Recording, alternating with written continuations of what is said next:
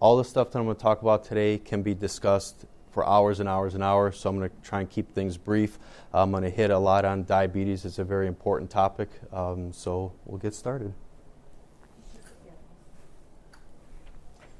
So diabetes affects about 21 million people in the U.S., so it's about 7% of the population. It's becoming more and more prevalent as kids being sedentary, so it's very common to see. More common in Hispanic and African American populations. Family history, if you have family members, parents, grandparents, it's a lot more common for you to get that, and you can also get that at an earlier age. Also, if, for example, if you had diabetes while you were pregnant, that doesn't guarantee that you'll have diabetes, but it gives you a higher chance of having diabetes.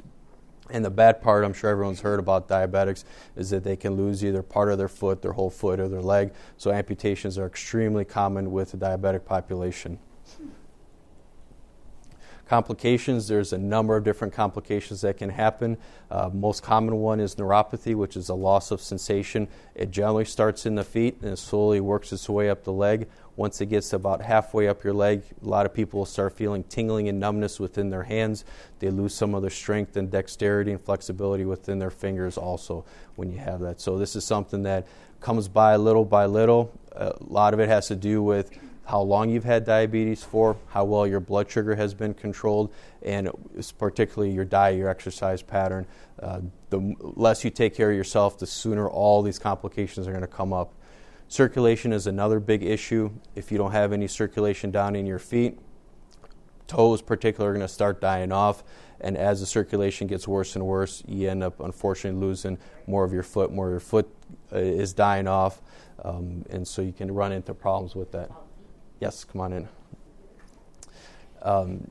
Kidney disease. Kidney disease is very common. This usually happens later on in the diabetic process. The average person who is on dialysis, it's not unusual for them to spend 7, 8, 10 years on dialysis.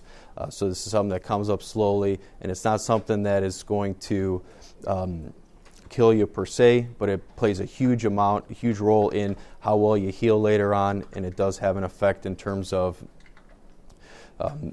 your lifestyle. Dialysis is 3 times a week, and you generally are wiped out once you go through dialysis. Eye disease is very common, and also heart disease is. 15% of diabetics will generally develop foot ulcerations. So if you go back to the previous slide, this is 21 million people. 15% is about 3 million people that will develop an ulceration sometime in their life. Non-healing ulcers can end up leading to bone infection, which will unfortunately lead to an amputation, and 85% of non-traumatic amputations are related to diabetics, and they start with an ulcer. It could be something small, could be something where you stepped on something, not realize it because you don't have the feeling, and then that can end up escalating into whether it's a soft tissue infection. More times than not, it can get to be a bone infection. The way you get rid of bone infections aggressively is with surgery. There are certain cases to where you can go on antibiotics by mouth, but that is kind of far and few between, and those are reserved for specific cases. Diabetes is a team approach. You have your family doctor who generally diagnoses with you, can take care of a lot of the basics in terms of adjusting your medications, changing the medications, but a lot of times if you need to have more specified, more specific type of treatment, they generally send you to an endocrinologist. They work with a lot of the more complicated patients, or for example, a brittle diabetic, someone who 1 hour has a blood sugar of 71, 2 hours later has a blood sugar of 300, yet they've eaten or drank nothing in between. They just can't get things settled down. Ophthalmologist is really good for eye exams. One of the complications of diabetes is loss of your eyesight. General recommendations is to see him at least once a year, and then if necessary, the ophthalmologist will see you back sooner. For podiatry, I generally will see my patients once a year if your circulation and your sensation is good. If for some reason it is not, then I see you back either quarterly, or if you have an ulceration or an infection, I see you a lot more often than that, twice a week, once a week, things like that. An orthotist is someone who is able to put you into protective shoes and protective insoles. It is extremely important to be in the correct shoes because the correct shoes will go out and protect your feet, and I'll get into that in a couple minutes. And also other people in the team are vascular surgeons, for circulation issues, nephrologist for your kidney, neurologist for some of the numbness, the tingling, the burning you can develop from neuropathy, and those are people you go to as needed. Diabetes can become a medical emergency if it goes undiagnosed or untreated. It can lead to diabetic coma if your blood sugar is too high, which always requires an ICU admission. And there's numerous of patients that are diagnosed with diabetes when they come to the emergency room with a swollen foot, or they come to the office with an infection or a wound that's not healing. It's been there for 2 or 3 months. They don't have diabetes, but the wound can't heal. Send them for a simple blood test. The sugar is very high. And the problem with the patients with neuropathy or lack of feeling is that if they don't have any pain, they think there's no problem. They might have a big wound in their foot, but the fact they can't feel it, they don't think it's a big deal. They just go on with doing what they normally do. So diabetic neuropathy, the x-ray here on the left shows this is what a normal foot would look like. You have all your bones lined up very nicely. All your joints are nice together. This is a patient who has what's called diabetic neuropathy, and he has a certain condition called Charcot, which is basically, in simple terms, it's where your bones just kind of fall apart, all your ligaments fall apart. In his case, these bones have all shifted over by one bone, and that's not the way that it should be. This can be treated either with immobilization, which in this case he was in a boot in a wheelchair for 9 months, or you can go in there surgically and try and either put some pins in across here or try and recreate this with some large screws. There's even a way to where you can put a large frame on the outside part of your foot to help stabilize it. This is another diabetic patient with neuropathy, and he had stepped on something. There's a small object in the bottom of his foot here.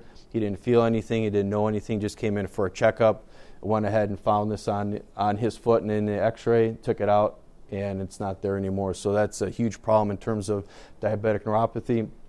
Patients that are on insulin, should one of their needle breaks, they get it caught in the floor. They can walk barefoot in the house. They can have this needle in their foot for days to weeks and not even realize it. So it's important to have some kind of shoes on, even if it's in the house.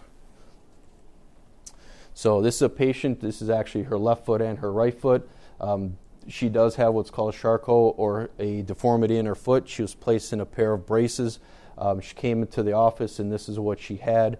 Stated that this was started by her braces. I took a look at her braces. They unfortunately were incorrectly made. And on this foot here on her left, you do notice a big blister that is formed here when you take all this blister off. Fortunately for her, she had normal skin underneath. It was extremely thin and fragile, but when I saw her a week later, it was almost healed up. A little bit of redness here. She had a little more redness on the other side.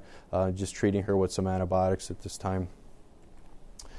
This is a gentleman who has, as you can see, has lost part of his foot, but because of that, he's developed some extra bone that is formed, which is very common in diabetics and patients that have lost their foot. You can develop bone spurring, and that's what has happened. So that bone spur has kept his wound open here on the bottom.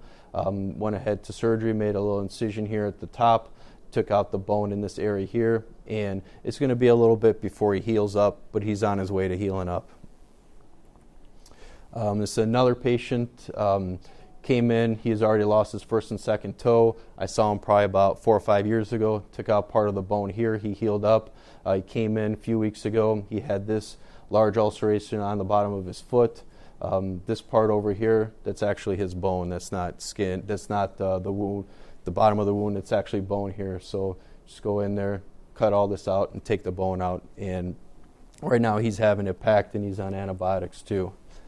Diabetic shoe program. This is extremely important. This is a program that Medicare came out probably 10 or 15 years ago. Purpose of the program is to protect feet that are at risk, and it does do a very good job. Under the program's guidelines, you are allowed to have 1 pair of diabetic shoes and 3 pairs of inserts in any 12-month period. So you can't have a pair of shoes in December 2009 and get another pair in January 2010. So it's got to be 12 months.